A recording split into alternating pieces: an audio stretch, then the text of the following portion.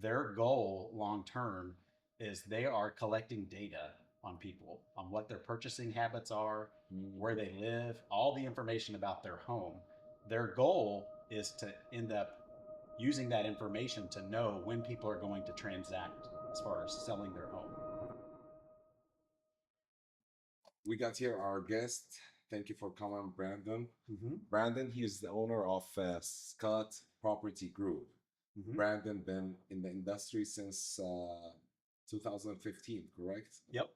2015. He been in the Houston market.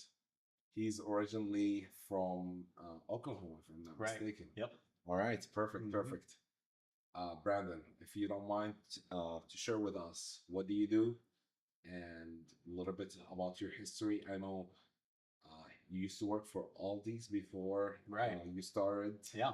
um, your own company. Mm-hmm. And yeah, just have the Sure. mic. And Yeah. we're very happy you're here. No, I appreciate it. This is a great opportunity. So I appreciate y'all having me on the podcast here.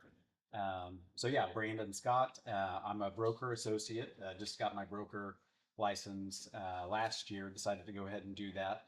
Now I am with Keller Williams. So Keller Williams is a great company to work for. I don't have any plans to go off on my own and start my own brokerage at this point. We're perfectly happy with where we're at, and we share a lot of the same values, and they have some great training that they offer there. So we're sticking with Keller Williams. But the nice part is they allow you to kind of brand yourself. So again, that's where the Scott Property Group comes in.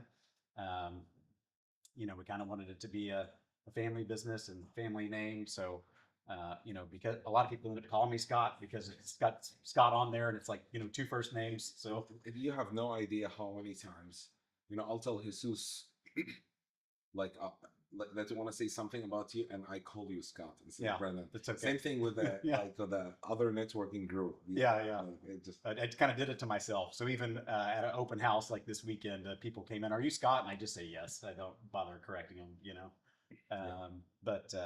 But yeah, like you mentioned, been in the business for a little bit now, doing residential sales. Originally from Catoosa, Oklahoma. I call it casino now. There's a big Hard Rock casino. It started off as a little uh, bingo hall, and then now it's a giant Hard Rock casino. Because Where I it's grew up. close to to Texas. That's why. Yeah, so this one is not, but It's yeah, not this would have okay. been one of the early ones actually, as far as casinos go. But yeah, a lot of the big ones now, even bigger, yeah, are real close to the border because they get all the Yeah, Texans in coming across. Oklahoma City, I think I drove before and I saw these huge casinos Mm-hmm. like by the border between Texas, Yes. like when you leave from Dallas Mm-hmm. area. Mm-hmm. Okay. Funny part, talking about that, kind of a little aside here. My oldest daughter is 18, and she mentioned she wanted to try it. And you can go into the casino on some of them for 18, and you For can 18, gamble. okay. Yeah, and so she wanted to try it. Well, we looked at staying there maybe on our last trip up for Christmas to go visit family, and the entire place was booked. So I mean, there are people going there all the time. I mean, it was totally booked, a massive That's great. hotel like that, and totally booked. But anyhow, um, so yeah, I work with my wife Sarah. We make a good team. Been doing, like I said, residential sales for a while. The Aldi story. So I got hired by Aldi straight out of college and went to work for those guys. I was a district manager. So I had to train in the stores for 6 months and then ride with another district manager for 6 months. And then they give you a district after that. So you're in charge at that point, and you're running 4 to 6 Aldi stores and managing those. And later, I got promoted to director of real estate, and that's what moved us to Houston. Was I had to find the sites and then oversee the construction of stores here in Houston. Um, Worked for those guys for 13 years, and then I got fired. So first time ever being fired from a job, and it was kind of a rude awakening, but at the same time a blessing because my priorities were all sorts of backwards at that point. I mean, I was working ridiculous hours, and again, the priorities were all messed up. So um, it it hurt at the time, but again, it was a blessing in disguise, and we've been very fortunate to be in this business now, and we've kind of worked our way up, and um, have built the business on referrals and treating people, the right way, and it's been really good. That's awesome. That's awesome. I want to switch to gears to, especially when COVID hit. Uh-huh. Everyone wants to get his real estate license and then gets in the industry. Even my sister, she stayed home mom. She's like, I want to be a real estate agent. And you can see people are making money left and right. Social media, we believe a lot of it's fake. A lot of gurus out there, they they make money out of videos. So they make it look glamorous, they make it look easy, they make it look anyone can get in. um Tell us from your perspective, because I know you mentioned to me in the past, when you started the company, it took you 6 months to get your first Yeah. rental property, Rental. right? Yeah. Even selling it. Yeah. Okay. Uh-huh. Good Good memory. Yeah. yeah. Yeah. Not such a good memory for me, but yes, you're spot on with that story. Yeah. The first 6 months was not pretty, and I thought I was gonna have to quit and leave the business. I talked to the trainer that I had started with, and I said, "Hey, this is not working. I'm doing everything you're telling me to do, and it's just nothing's happening." And so I had done one lease transaction, which is not going to pay the bills.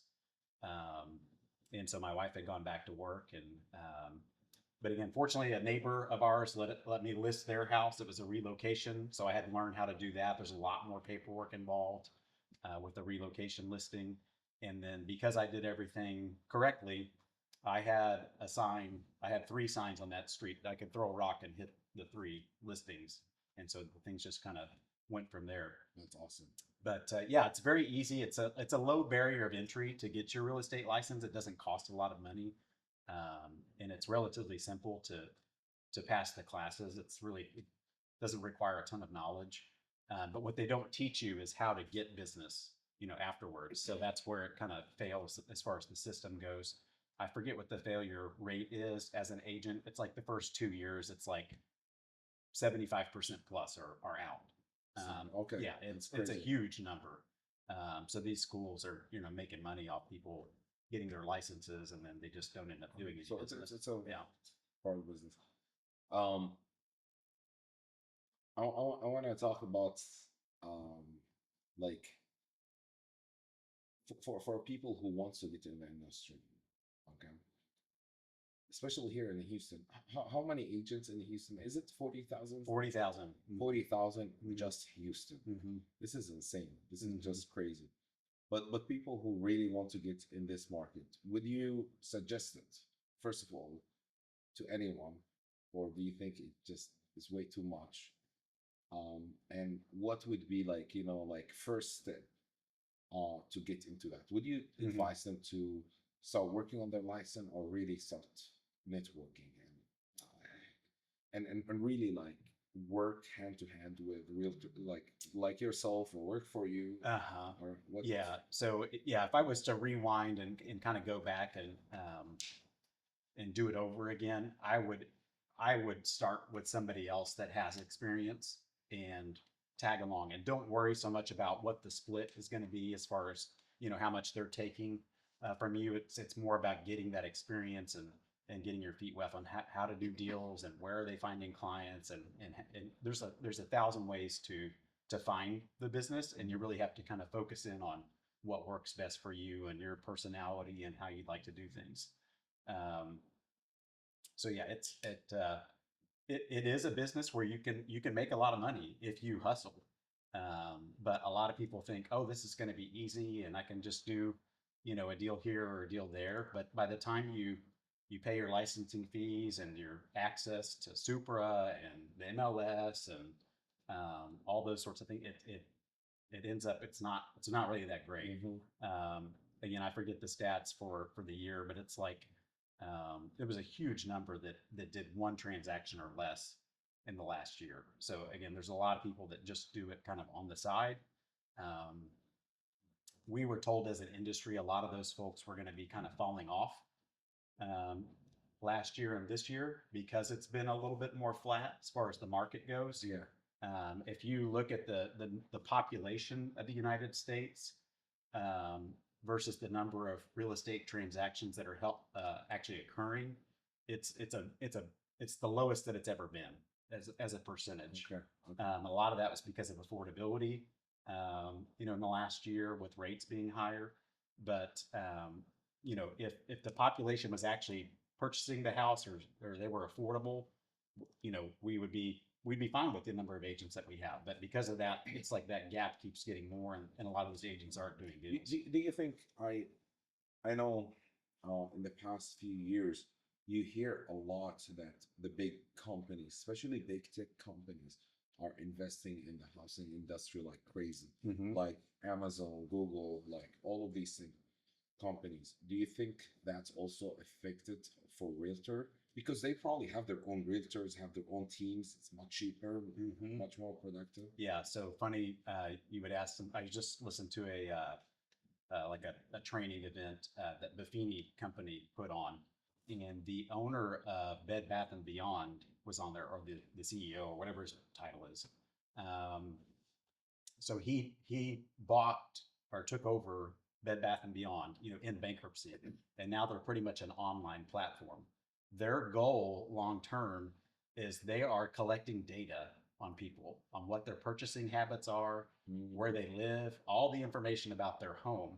Their goal is to end up using that information to know when people are going to transact as far as selling their home. So they're kind of, Wow. yeah. And so there's a lot of companies that are doing that. It's very much data driven, and your client base and that data is really Just your work. IT and technology, they're taking all over. Mhm. Funny story about Bed Bath and Beyond.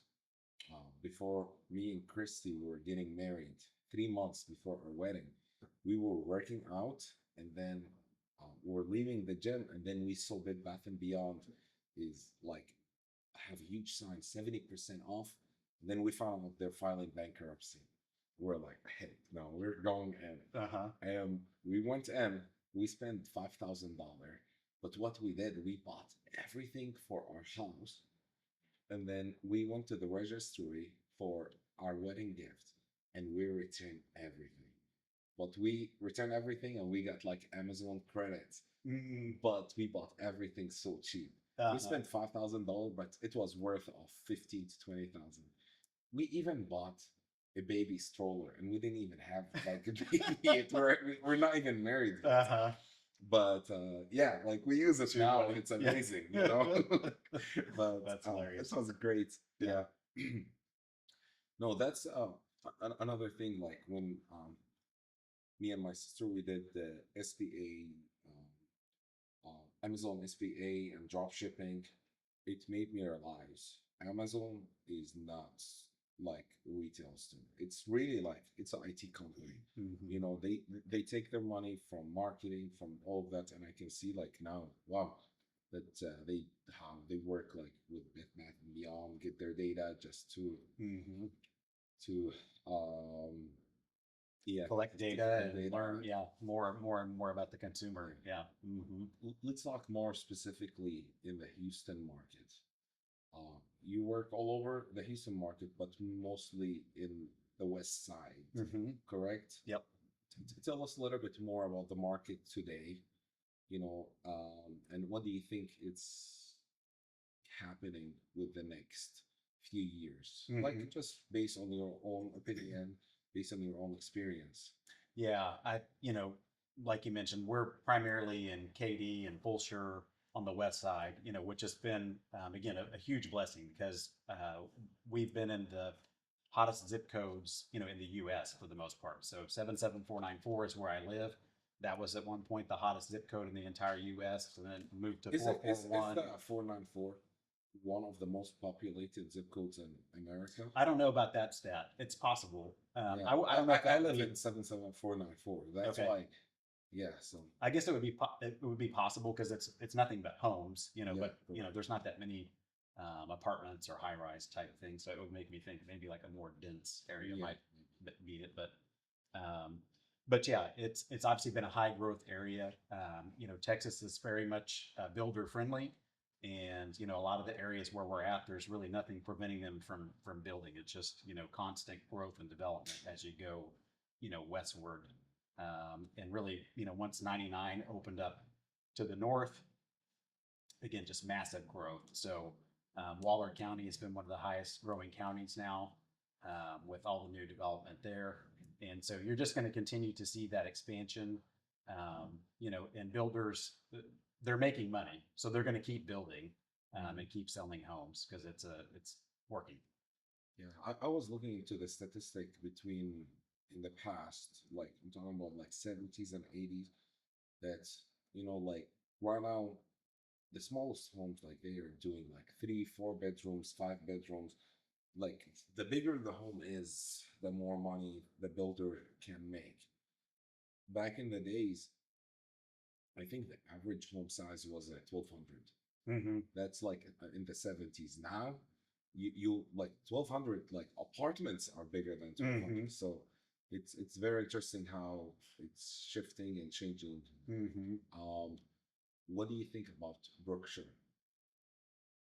I think Berkshire is gonna be, Yeah, again, that's another, super high growth area. yeah. Things are kind of headed up north from Fulshire, into Brookshire, and a lot of that development is happening. You've got Lamar, building a new campus as well. Okay. So a lot of that high growth that's happened, the schools are finally catching up a little bit, I think, on that side. I have feeling Berkshire is gonna be like how Frisco and Dallas it has all this growth. Mhm. Berkshire, I think it's gonna be the really hot spot in the next Yeah. 5 to 10 years. One thing that's interesting, and again, I went to a development meeting for Katie, and they were talking about I-10 headed west from 99. Okay. And if you go now, like Cane Island goes over I-10. The long-term plan is to make it like Houston, where I-10 will go as the overpass. So once they start that construction, it's going to be a battle to get out west. I don't know. I'm not an engineer, but like, how do you totally change which road's going over the other?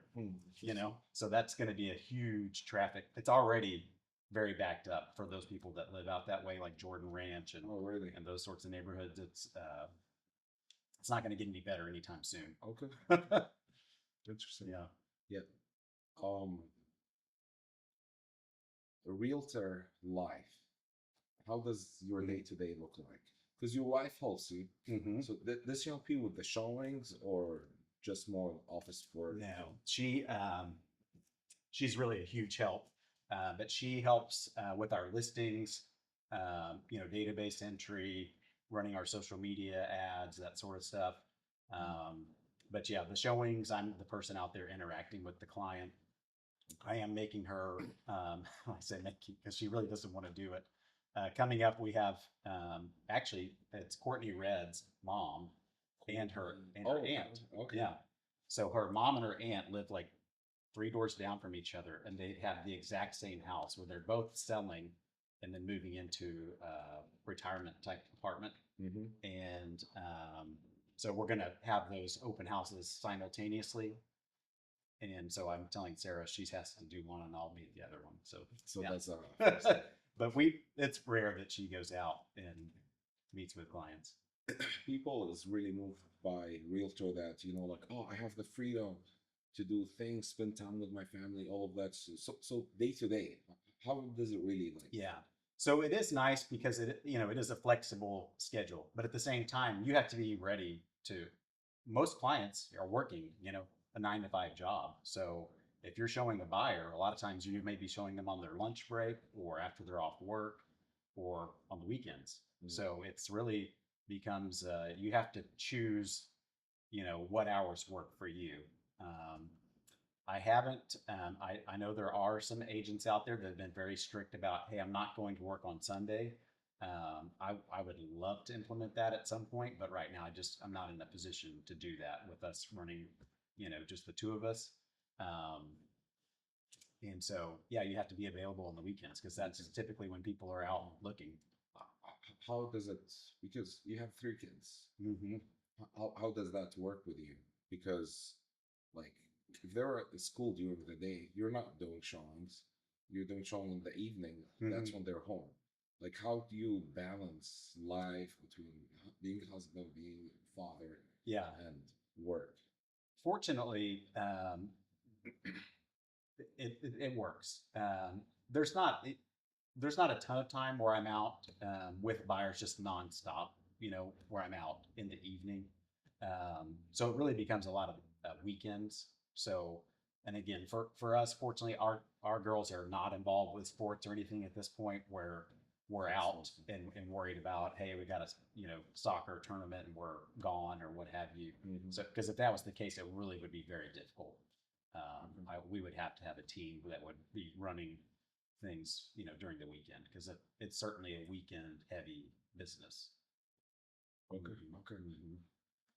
Tell me who's your worst customer? Like, it's it's raw, but imagine sending him Nassim. Nassim, one of our workers. You might have seen him before. Nassim, when he moved from California to Houston, he was looking for a house to rent because he was staying with his aunt. And he's like, "Do you know any realtors?" No, I don't, because I know he's a handful. It's gonna be hard. He can call you every 5 minutes, and that's for renting a house. Uh-huh. So Yeah. tell me a little bit about these type of like homeowners or customers that you work with. Yeah, I mean, there can be some that require a little more hand holding than others. But again, if you read through our reviews, like communication is a big part of what we do. And so we try to be available and answer, questions. And we always tell them, hey, there's no dumb questions, especially for a new buyer. Like, hey, call me, text me, whatever. Like, we'll figure this out. Um, but yeah, I would say as far as like a nightmare customer would be like a buyer that doesn't know what they want, and they're just looking wherever. That becomes there's way too many options, especially right now in the market. So if I just had a first time home buyer call, and we haven't met in person yet, but they were saying, oh, we're thinking about Katy or maybe Cypress or maybe the Woodlands, and I'm like, there's going It's to be a all million time. options between the three of those, so we have Yeah, to narrow it down. Like which part of town do you want to be in? And then we can figure that's out, so okay, fun. what type of home do you want? We're on through the same issue when we do remodel to house or after a flood happen to house. We, you know, last thing is you don't want to take them to the store, like send them to Floor and Decor to pick tile. This is not really good idea. It's a bad idea because they have a billion option and they cannot. So the best way is to see what they like and try to get them something similar to it and have 3 to 4 Hmm. options. Hmm. And that's how it always worked. I read story and it's amazing story. It's like shifted my mind about thinking. This guy used to sell shoes in New York City, and he become like the best shoe store in the whole country based on sales. And they asked him, he sell it just for women. It's women's shoes. He asked them uh, like how you end up like being that successful. He's like, so simple. We never give them third option. He's like, if lady come to our office, our store, she asks us, oh, can I see this shoes? We give it to her. Second one, we give it to her. But if she asks for the third one, they tell her, okay, so which one of these you already have you don't want anymore? So they always keep 2 shoes with her only. Hmm. They're not allowed to keep more than 2 at the same time. And if it's 2, most likely they're gonna go with one of them. If it's 4 or 5, they end up going home with Uh-huh. nothing. Yeah. So Analysis by paralysis or yeah, whichever way you say I, that. so Yeah. yeah, so And it's that's it's funny you say that. So that was Aldi. That's why they exist. Obviously, it's private label, but you'll notice like the mm, Aldi. There's the Aldi, Cheerios. There's not the Cheerios and then this Cheerio. You don't have four different kinds of options. Cheerios to choose. You have one. So you want that. That's what you get. Is it true that Aldi is the brother of Trader Joe's? Yes. Hmm. Okay, and they split. Hmm. Yeah. Yeah, Okay, they had kind of different management styles. I think it actually had to do with cigarettes. One was okay with selling cigarettes, and the other one was not. really? And anyhow, they had kind of a spat. But yeah, essentially, the two brothers split. One had Aldi North, and one had Aldi South. So Aldi South, or the Aldi that is in the U.S., and Aldi North owns Trader Joe's. Okay, okay. Mhm. Talking about like partnership, because always you see splits in companies, and I took a decision early on in life, like not to have partnership with any business in general, with anyone, because it's always going to be issues, even like with a sister, even with a brother. But how does it feel to have your wife work with you? Mhm. How's this dynamic happen in the house? Is it like more you try to be in the professional side, or more it's like, like, oh hey honey, like, Mhm. like Yeah, how do you like differentiate between work is work and uh-huh. like business is business? Yeah, I would love to say like we have like a shut off time where like we don't talk about it, after a certain time or whatever, but it's the reality. It's what we do.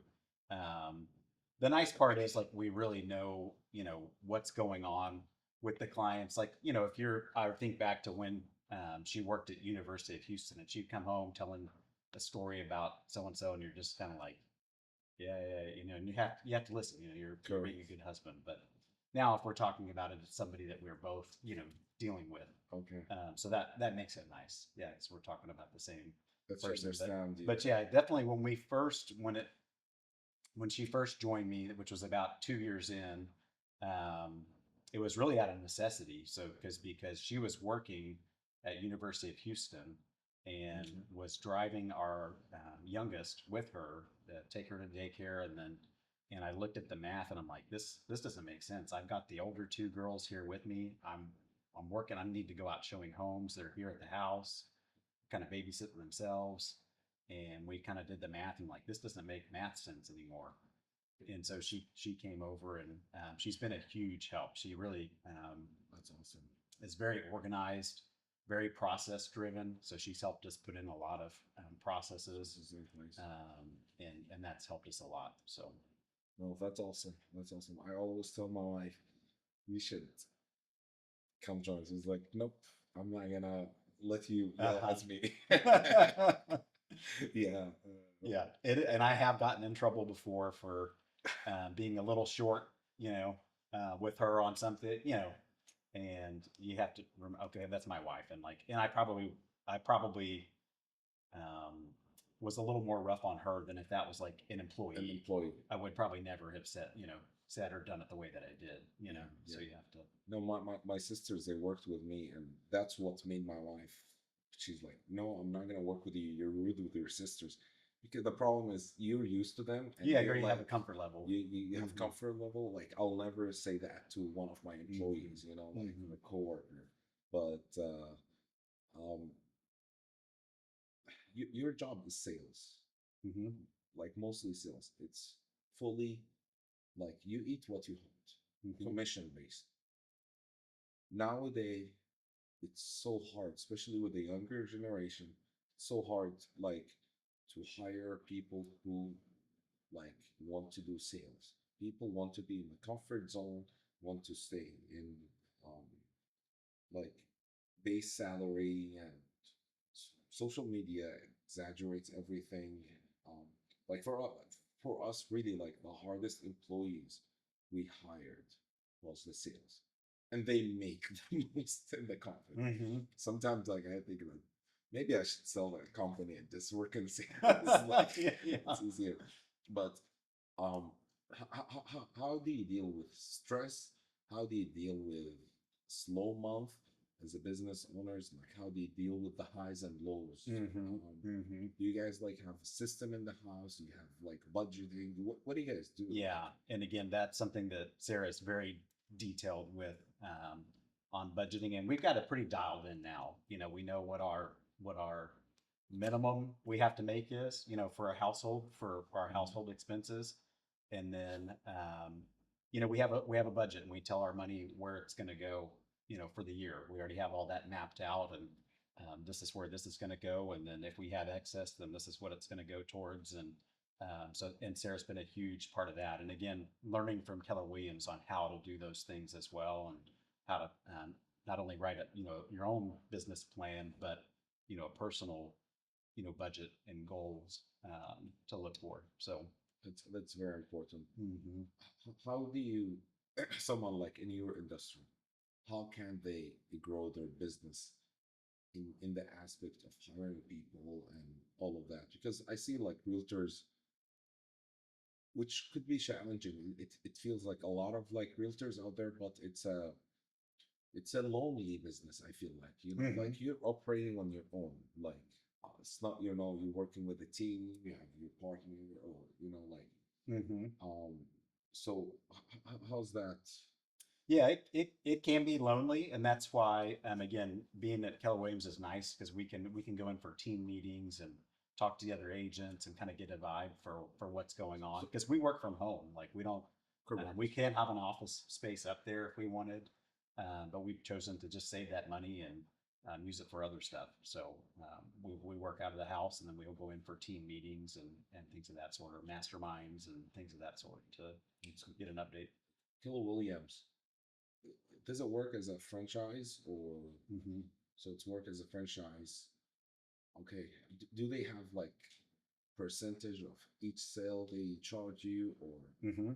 okay. Yeah, they do, and most brokerages are going to do that. The nice part is Keller Williams has a cap structure, not to get too into the weeds on Yeah, things, but once we pay in a certain amount, then we're covered for the year. So after that, that's we keep 100%. that's good. That's good. Hmm.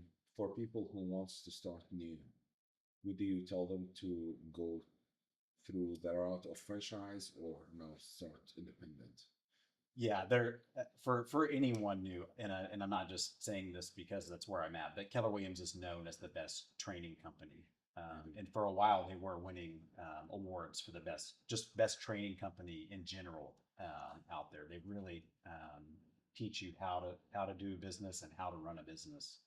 So it's a great company to be at. To be at. Hmm. That's good. That's good. Yeah, because like before I saw rapid response, I was looking into option for franchise, Hmm.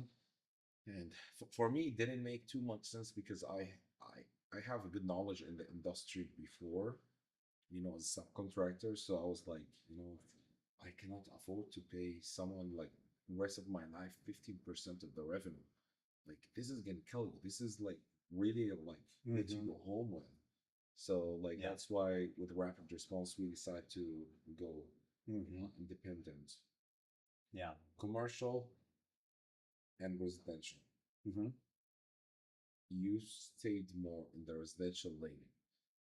People generally speaking, like you go to talk to plumber, you go to talk to HVAC, like all everyone's dream. Like even with rapid response, where we do both, but our focus is more about the commercial, and I can tell you why. With in our industry, commercial is great, but um, why you haven't done a move to do like Hmm. commercial, like you Hmm. stuck with the Yeah, residential? and we did, and again, this was a couple years back, but I had a friend of mine who I knew at Aldi who was in the same position and ended up leaving Aldi, and then he interviewed around and said, "Hey, I think I want to come work with you." And I said, "Okay, great." And so he actually was going to kind of run a commercial division under Scott Property Group. And so we did have that for a short stint, and then he ended up getting hired on by Sam's Club and moved to Arkansas. So he's doing Sam's Club now. But yeah, obviously, when I first got into the business, a lot of the guys that I was talking to and interviewing with and just getting advice from, they said, "Hey, you should do commercial," and I did consider it. But the deal with commercial is it's such a long cycle, which means it's longer to get paid. Now, sure, it might be a bigger deal or transaction, but it's a lot longer, and it's purely numbers based for them too. It's not an emotional decision. When you're dealing with residential, it's emotional, 100% Hundred emotional. percent. And the opposite is true for commercial. So we've had people approach us on commercial. Those I just haven't had the time. The reality is I've been busy enough with the residential and been blessed enough with that I haven't needed to do those commercial deals. And I just have referred those to Chris, that, who we know, and I know he'll take care of Chris them. is great. Chris, he helped us to get this warehouse. He's very patient. Yep, and very he's methodical. um, very educational guy. Like he really teach you. He does his homework really well. Like he's straightforward. He knows what's going on, and he knows his boundaries as well. Like like I'll ask him something, and it sounds like sometimes like legal advice, and then he's like, "You need to talk maybe to a lawyer, but maybe it's like this, meaning like this, but talk to But your yeah. lawyer." Like which I like people like who who are mostly like this. Mhm. Last words.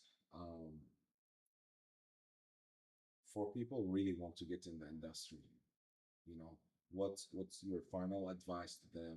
What if people like, um, who've been in the industry for 2 years, they haven't been successful also. What would you tell them? Just leave it, go work, or like it's Yeah, it's difficult. And again, Keller Williams, they have some aptitude tests, really is what I would call it, where it's going to tell you like what skill set you have and like what's your mindset and how your brain kind of operates. And there are, certain skills or just attitudes maybe that you have that do bode well for sales. And there are maybe some other things where it maybe is pointing you like, hey, you would really be much better in a more technical role.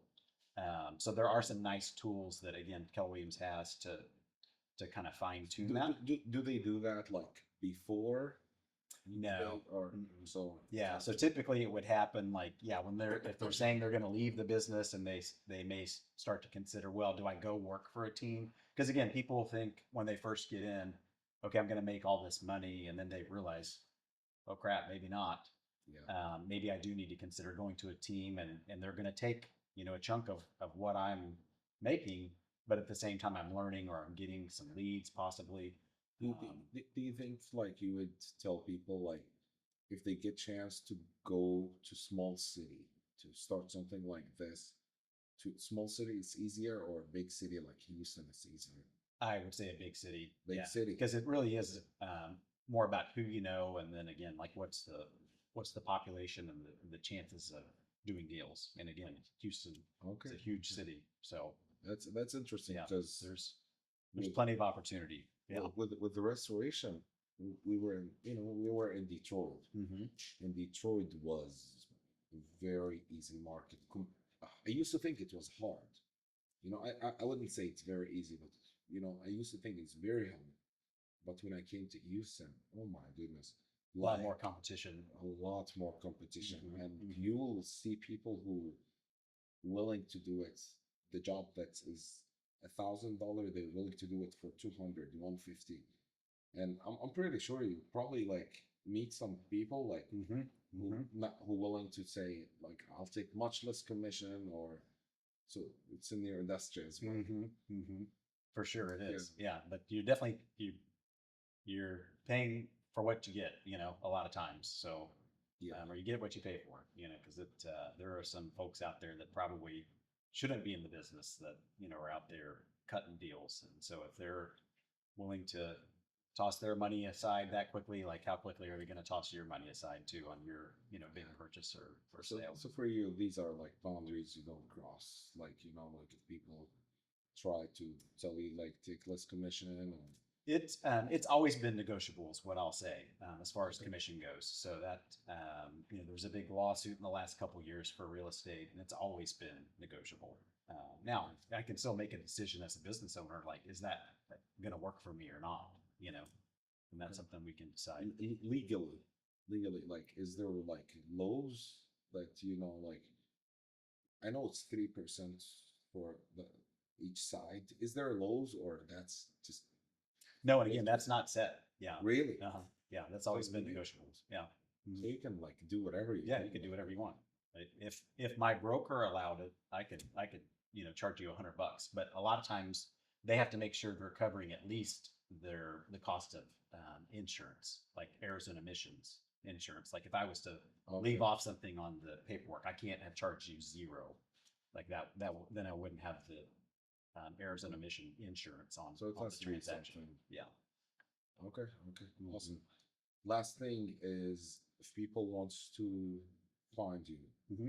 um, what how they can find you? I know they should follow you on Instagram for sure.